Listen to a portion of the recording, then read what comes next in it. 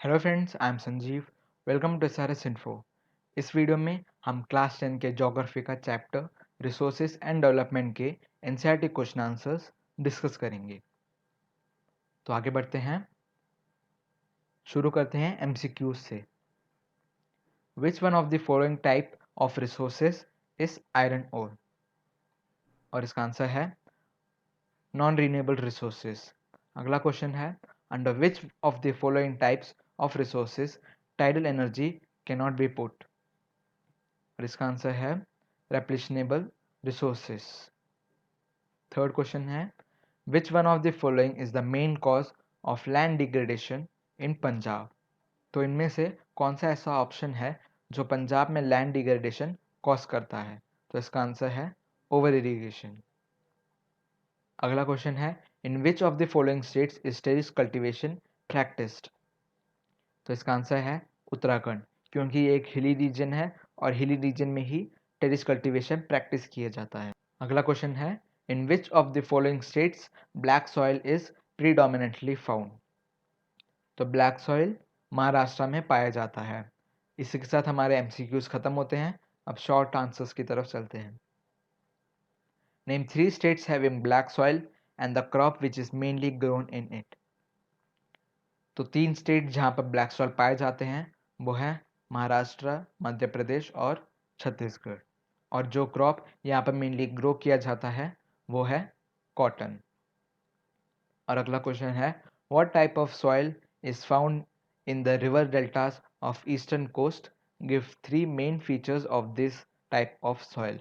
तो eastern coast river deltas में हमारा एलुवियल सॉइल पाया जाता है और इसके मेन फीचर्स हैं कि ये हाईली फर्टाइल है, इसमें लार्ज अमाउंट ऑफ पोटैश और फॉस्फोरिक एसिड पाए जाते हैं and it has a high water retention capacity.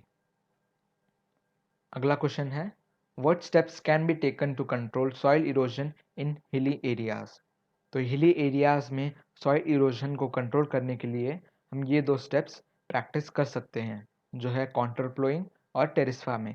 Contour ploughing में फील्ड के अराउंड ऐसे लाइंस बनाई जाती हैं ताकि जो वाटर फ्लो हो रहा है सॉइल को लेकर वो इस लाइंस में टच होकर जो सॉइल है उसको वहाँ पर ही डिपॉजिट कर दे। और अगला है टेरेस फार्मिंग, जहाँ पर जो माउंटेन्स के जो स्लोप्स हैं वहाँ पर स्टेप्स बना दिए जाते हैं ताकि जो वाटर का फ्लो है वो स्लो हो जाए और इनका जो स्टेप्स है वहाँ पर सॉइल का डिपोजिशन हो जाए। अब अगले क्वेश्चन में चलते हैं। तो अगला क्वेश्चन है, what are biotic and abiotic resources? Give some example. तो आंसर है, बायोटिक रिसोर्सेज वो रिसोर्सेज हैं जो हमें बायोस्फीयर से मिलते हैं और जिनके पास लाइफ होता है, और इनके एग्जांपल्स हैं फ्लोरा एंड फाउना और ह्यूमन बींग्स। और एबायोटिक वो रिसोर्सेज है जो नॉन लिविंग थिंग से कंपोज्ड हैं और इनके एग्जांपल हैं वाटर एंड मैटर।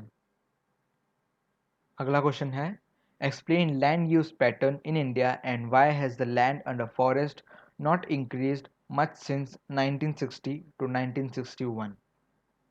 तो इसका आंसर है, जो इंडिया में जो लैंड है उसका जो 45% है वो फार्मिंग में इन्वॉल्व है, फार्मिंग के अंडर आता है, और इसमें हमारा जो नेट जोन एरिया है वो भी इंक्लूडेड है। और जो 44% एरिया है वो फॉरेस्ट के अंडर आता है। जो बाकी का एरिया है वो हमारे नॉन कल्टिवेबल और इंडस्ट्रियल एरियाज में आ जाता है। अब जो सेकेंड पार्ट है उसका आंसर देखते हैं।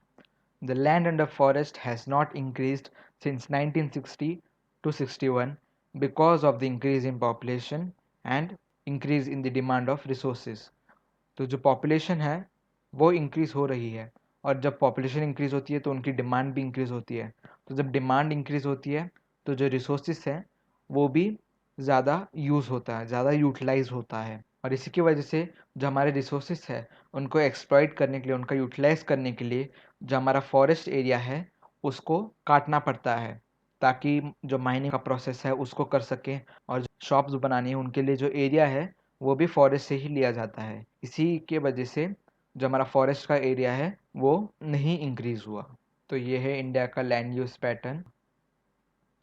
तो आगे बढ़ते हैं और हमारा अगला क्वेश्चन है, how have technical and economic development led to more consumption of resources? तो इस क्वेश्चन का आंसर देखते हैं। Technical and economic development leads more utilisation and exploitation of resources. और इनके रीज़न क्या हैं वो देखते हैं।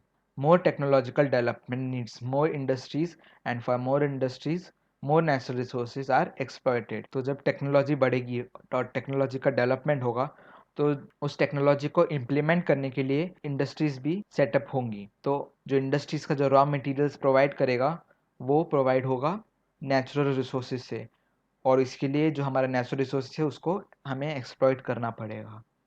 और अगला पॉइंट है the large scale of production can lead more utilisation of resources. तो जैसे हमने पिछले स्लाइड में देखा था कि पॉपुलेशन इंक्रीज हो रही है, इसकी वजह से जो रिसोर्सेज है उनको ज़्यादा यूटिलाइज किया जा रहा है, उनका ज़्यादा एक्सप्लॉयटेशन किया जा रहा है। तो जब पॉपुलेशन बढ़ेगी तो प्रोडक्शन भी ज़्यादा होगा क्योंकि डिमांड ज़्यादा है, तो साथ ही साथ जो रिसोर्सेज है उनका यूटिलाइजेशन भी ज़्यादा होगा। और हमारा अगला पॉइंट है improve medical and health resources led huge consumption of resources. तो इस पॉइंट का मतलब है कि जो हमारा मेडिसिन वगैरह बनाना है तो उसके लिए भी कुछ जैसे हर्ब्स हो गई और अलग अलग मेडिसिन के लिए भी हमें रिसोर्सेज का यूज़ करना पड़ता है। तो इसकी वजह से भी ज़्यादा अमाउंट में रिसोर्सेज को एक्सप्लॉयटेशन या यूटिलाइजेशन होता है। तो इसी के साथ हमारे एनसीईआरटी क्वेश्चंस का डिस्कशन कंप्लीट होता है। Thank you.